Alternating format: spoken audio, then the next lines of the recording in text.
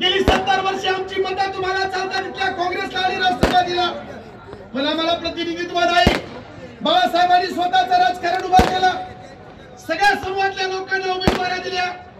जेव्हा स्वतःच्या पायावरती उभं राहण्याचा प्रयत्न हा समूह करतो, तेव्हा इथल्या जातीवाद्यांकडनं, इथल्या मनुवाद्यांकडनं आमच्यावरती आरोप केला जातो। 2019 ला आरोप केला। भाजपची बी टीम आहे, प्रकाश आंबेडकर ते नांदेडचा तो अशोक चव्हाण म्हणायचा परिस्थिती आहे।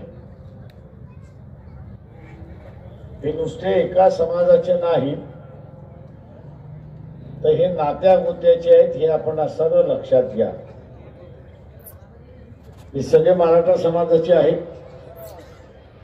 पण तेही श्रीमंत मराठा समाजाचे। जरांगे पाटील यांनी उभा केलेला जो मराठा समाजातला वर्ग आहे, त्याच्यामधला एकही उमेदवार दिलेला नाही। सत्ता ही मराठा समाजाच्या नावाने, पण प्रत्यक्षात ही असणारी सत्ता घराणेशाहीच्या हातामध्ये आहे, हे आपण लक्षात घ्या। ही घराणेशाहीच्या हातामध्ये आहे। त्याचा विकास झाला नाही, आपण बोलतो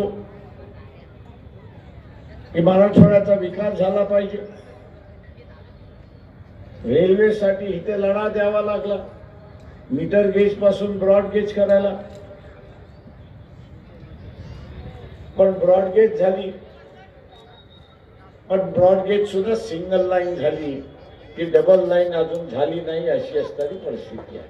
इसमें मैं खड़े रह के तेरे को गिरा देता, लेकिन बाला साहब ने आज मुझ पे विश्वास किया और बाला साहब ने ऐलान किया नेशनल चैनल पे कि औरंगजेब के शहर से, औरंगाबाद से अगर कोई जीतेगा दूसरी बार तो मुस्लिम उम्मीदवार अफसर खान ही जीतेगा। ये बाला साहब की आवाज है।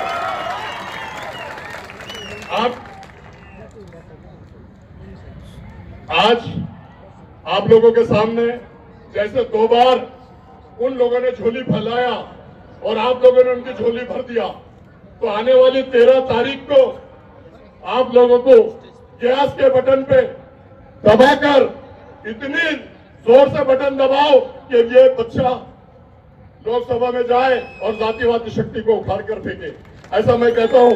और वो झोली फैलाते, मैं भी आप लोगों के सामने झोली फैला रहा हूं। अल्लाह के वास्ते मेरी भी झोली भर दो।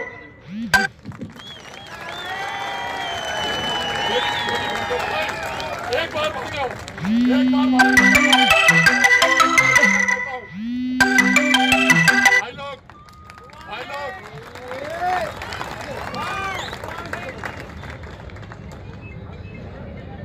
अल्लाह हाफिज, खुदा हाफिज। एक शेर के साथ अपनी जगह लेता हूं। प्रकाश अंबेडकर साहब को आपको सुनना है। हयात लेके चलो, कायनात लेके चलो, हयात लेके चलो, कायनात लेके चलो।